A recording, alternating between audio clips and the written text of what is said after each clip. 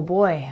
I hope you're doing well. I am currently filming this video on the 12th of January. I am coming to you from my Los Angeles apartment where the wildfires are still raging all around. As of right now, I am one of the very lucky ones. At this time, roughly 40,000 acres of land have burned. More than 12,000 structures have been destroyed. We're expected to get more winds through Tuesday and even Wednesday. It's very scary. Wednesday night, I evacuated my apartment with my cat Genevieve and my dog Lucille when I saw that the sunset fire up at Runyon Canyon sparked up, and it grew from a tree on fire to 2 acres in a matter of minutes. And while I was watching it live on the news, I remember thinking, like, if one of those embers blows to a single palm tree in Hollywood, this whole damn city is gonna burn to the ground. It just felt like it was that easy. The winds are that crazy. And I panicked. I absolutely panicked. It was the feeling of, I have absolutely no control over this. I am not special. The air quality index in my area ran to about 185 on Wednesday morning. I was running outside with no mask because I didn't have one of those heavy duty masks. I actually could not find a single mask in my apartment because I just moved and everything is packed. And so I'm running around trying to find an air purifier. They're all sold out. Trying to find masks, all sold out. Fortunately, thanks to the help of others, I was given a mask and allowed to share an air purifier so that me and the girls were able to stay here and breathe clean air. I have to reiterate how lucky I am. I mean, I experienced some of the fear of the thought of losing my apartment, but so many people have actually lost their homes. In the photos and videos of people they love that they've lost, can't even really comprehend that amount of grief. I worry about climate change on a regular basis. I did not need this wildfire experience to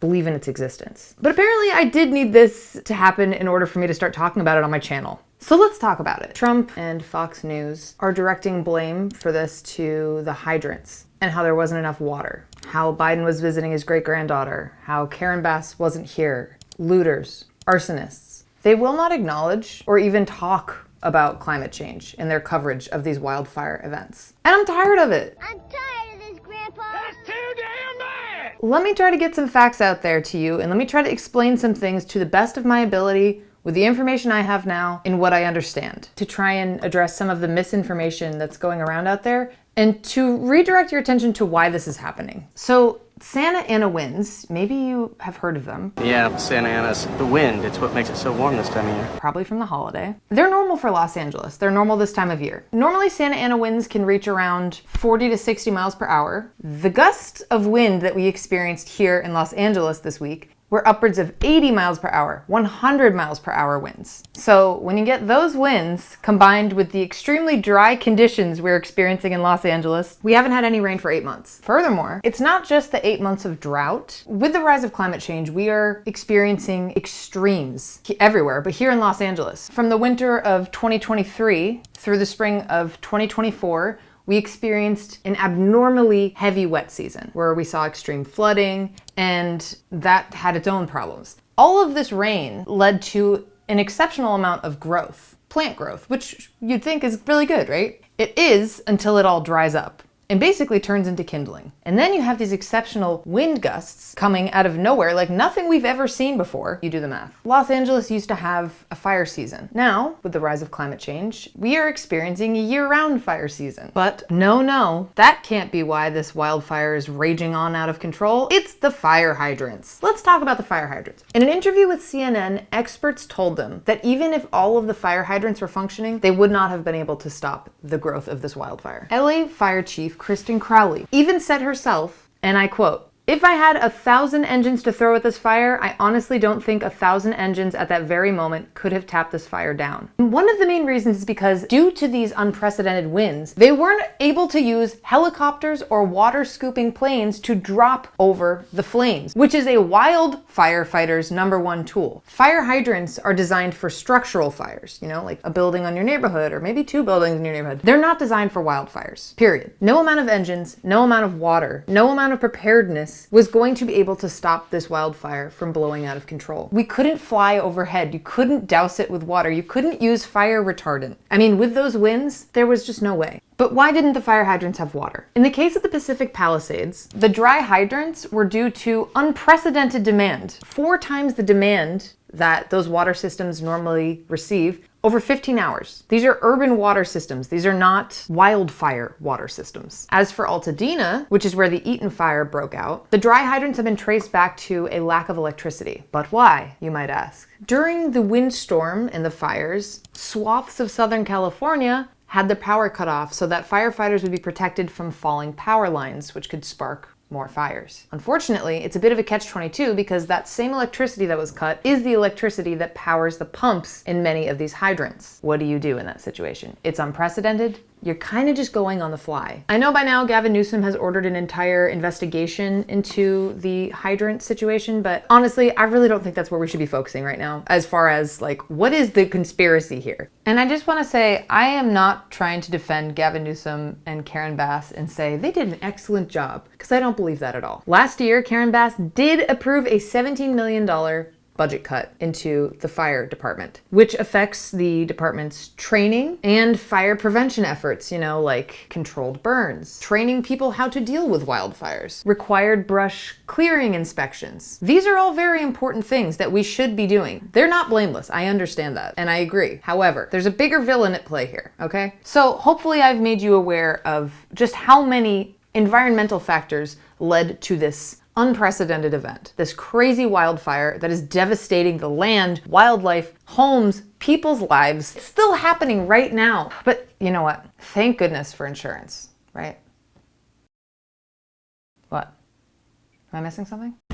Oh, that's right. A bunch of California insurance companies, one of which is State Farm, the largest insurance company, started non-renewing policies all over the state of California. And somewhere around 1,600 in the Pacific Palisades just in the years and months leading up to this event. The corporations know this is going to happen eventually, okay? We live in a capitalistic society, which means profit over everything. This is what happens when you have privatized for-profit insurance companies. It's actually kind of like an oxymoron, because that means when they're not making money, they're not doing the capitalism thing. So when all these people need money because they've lost their house, they've lost everything, well, now the insurance company is not really making money. So they're not gonna cover you anymore. It's just not convenient for them. It's not you, it's me. Except for it's totally you. We don't want to pay for you, even though you've been paying us to pay for you. It's just gonna be too expensive. This whole situation could actually reshape California's insurance market altogether, meaning it's gonna become more expensive to live here. Even more expensive, I should say. Meanwhile, misinformation is spreading. We're seeing all these fake images of like the Hollywood sign going up in flames. TikTokers and people all over social media are all talking about these conspiracies, these arsonists, these looters. You've probably heard of the story of the Kenneth Fire, which was believed to have been started by an arsonist. This story blew up, even though it was later found that the man did not, in fact, start the fire. My theory here is that it's easier and maybe even comforting to place the blame on 1 or 2 or 20 bad apples that are arsonists and looters, instead of accepting the truth, which is that the real culprit is a system that directly profits off of the destruction of our planet. So people are talking about looters, right? That's a valid thing to be upset about. I mean, it's a disgusting thing to do. I'm not saying the looters don't exist. To take advantage of someone in their time of need, it's gross, right? There's no way around it. But my question is, will we direct that same amount of anger toward the larger looters in question, who will continue to take in the days and weeks and months and years to come in the wake of this disaster? Don't let your attention be directed off of the real criminals in all of this. It's the fossil fuel companies who have had this information of where we would be if they continued to drill and burn fossil fuels for over 50 years now. It's big agriculture who continues to use practices that destroy our land, pollute our waterways, contribute immensely to carbon emissions, drain an insane amount of water, which is a finite resource. It's the climate-denying politicians rolling back environmental protections and climate policies put in place to protect us in order to make a profit off of the climate disaster that we find ourselves in, that they put us in. We will drill, baby, drill. It's the media outlets directing your attention to red herrings like arsonists, looters, fire hydrants, immigrants, drama, instead of calling out the CEOs, politicians, corporations who put us in this mess in the first place and continue to try to pull the wool over our eyes. I'm talking about you, Fox News, propaganda machine. And it's the insurance companies, real estate moguls, who we already pay every month to shelter and protect us, who are going to make us pay for this disaster. But hey, that's capitalism, baby. So I just beg of you, do not buy into it. Do your own research. And this situation is all coming at a time when Meta is joining Twitter in removing their fact-checking mechanisms, which is a deliberate move to disseminate misinformation, which is why I feel so empowered to talk about it right now. You've supported me for a very long time, and I hope you'll continue to stick around as I make more content around sustainability and environmental politics, because I just at this point feel like not saying something and not talking about it doesn't feel right. So don't worry, I'm not going to stop making food content here.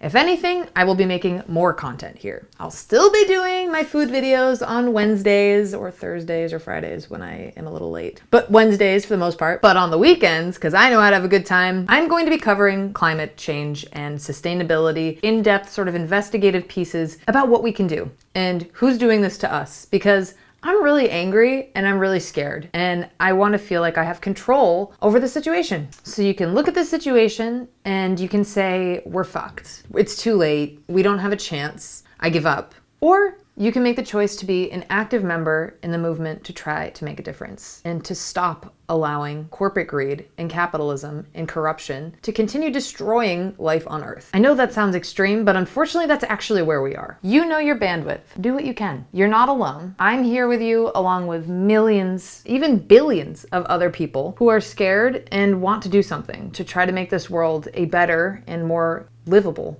place for all life on Earth. We're not one of the billionaires buying bunkers. We're not one of the billionaires planning to leave the planet for another planet. But we do have power. More than you know, in fact. Information is power. Get multiple sources. Don't even just believe me. Do your own research. I really like to use Ground News. They didn't sponsor this or anything like that, but they show how one story is being covered across different media outlets. So you can see how a left-leaning media outlet portrays one event versus a right-leaning media outlet versus a center media outlet. I find that to be very, very helpful because it kind of raises the veil on how all of it is just storytelling. Who's actually fact-checking? That's another question. Your public engagement and your vote is your power on a local level, in addition to a national level. Your money and where you spend it is your power. You vote with your dollar every single day. So I hope this was informative, helpful. It probably feels incredibly random, but thank you for listening to me. I'm gonna put a bunch of resources down below. I'll link all my sources for this video. I'll point to places you can donate and how you can help with the LA wildfires.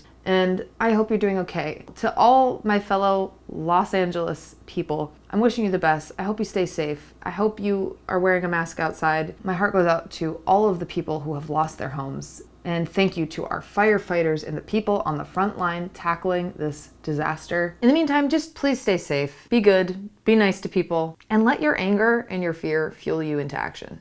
I will see you soon. Ciao for now.